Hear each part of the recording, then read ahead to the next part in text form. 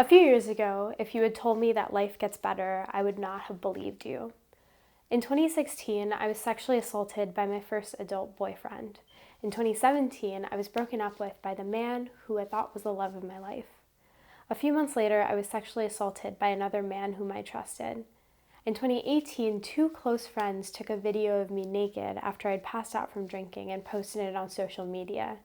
When I reported it to the university, they refused to take action because they told me that what students do in their free time is quote-unquote none of their business. In these moments of darkness, when I struggled to attribute meaning or motivation to life, my therapist suggested a lot of coping methods that she thought would help. I tried journaling, but writing out my feelings just made me feel even more frustrated and trapped.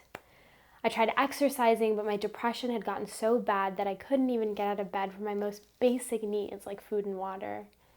I tried meditating, but the voice in my head telling me that I was worthless was so loud that I couldn't even hear my own thoughts. The one constant in my life had always been comedy.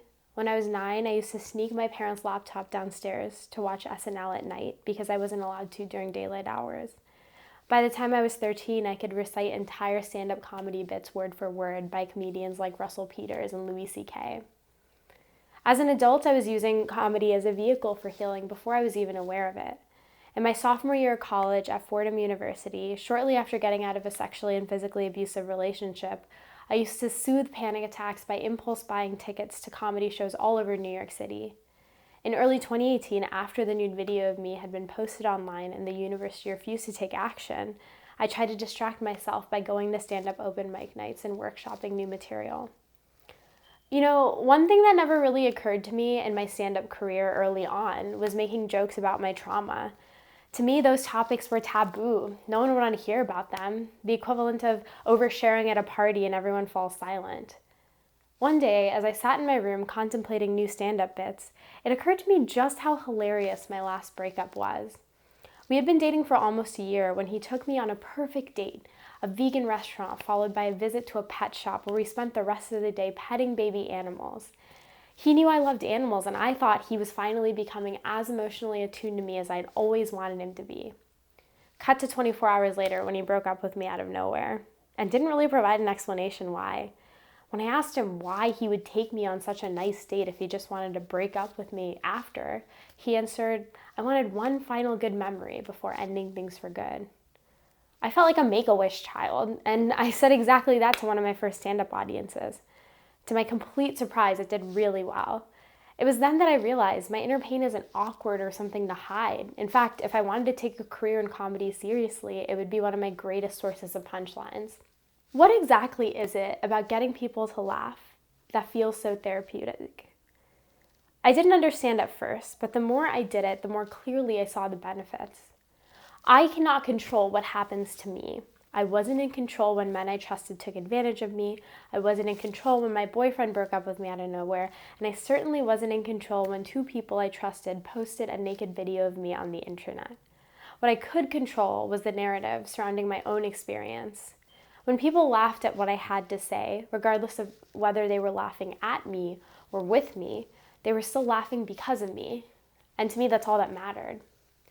Fortunately, there were a lot of things in my life that I was able to draw from. As an Indian woman who grew up in a predominantly white neighborhood and went to a university that was 90% white, I experienced a lot of racism. I was able to turn this racial trauma into a source of joy for my audiences by sharing these experiences with them in stand-up format. My favorite set of mine to this day is a story of how I wrote a letter to the KKK. Let's take a look. I did just graduate college in May. Thank you, yeah. I do miss college a lot. I miss one class in particular that I took. I took a psychology of disgust class, so we learned about elements of disgust. We had one unit on white supremacy. So for this unit, we had to buy the Klansman, which for those of you who don't know, is the KKK manifesto. It's kind of like the handbook on how to be racist, right? So my professor informed us that there are two places you can buy the Klansman. The first one is the KKK, and the second is the University of Arkansas. which in terms of racism is only like a step up from the KKK. Now here's the thing, the KKK's version was a little bit cheaper. So I emailed the University of Arkansas and I was like, hey, I'm a student, I'm poor, I can't afford this, would you be able to send it to me free of charge? And they were like, no, sorry, the proceeds from this go to our classics and history department, so you'd have to buy it. So I emailed the KKK.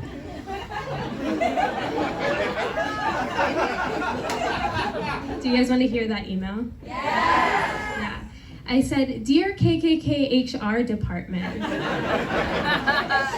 my name is Abby Gale, and I'm a nice white woman at the University of Arkansas. I'm dabbling in white supremacy, but have very little money because of Obama. Would you kindly send me the Klansman? Yours, Abigail. And a few weeks later, I got a response from them. It said, dearest Abigail, it is so nice to see young girls engaging with their heritage. Attached, you'll find a full PDF of the Klansman free of charge. Yours, the KKK. And that's the story of the time I was so broke that I scammed the KKK out of $20,000. Institutionally, members of the KKK have far more power and impact than I do. For decades, they have been in positions of high power, with members of Congress and the police regularly being outed as white supremacists, among so many other professions. All I have to battle against them are the words that I speak. And those words can be powerful when, even if just for a minute, they make something as scary as the KKK seem inconsequential. And that's what makes humor such an effective coping mechanism. The realization that life becomes so much easier when you stop taking yourself so seriously. I mean, this is not to say that trauma isn't valid and worth processing. In fact, I'm saying the exact opposite of that. Let your emotions wash over you, and when you feel ready, laugh at yourself and everything around you. But why should you trust me? I'm just a 23-year-old comedian. What right do I have to preach to anybody about anything? Fortunately, I also have a degree in psychology from Fordham University. My senior year research project was about the link between comedy and mental health. Today, I want to share with you some of the things that I learned while doing that project.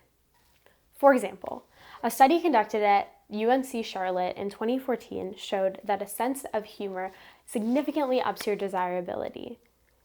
In a research survey conducted among heterosexual couples, people showed a higher romantic affinity for individuals who could make them laugh. Now, there is a caveat here.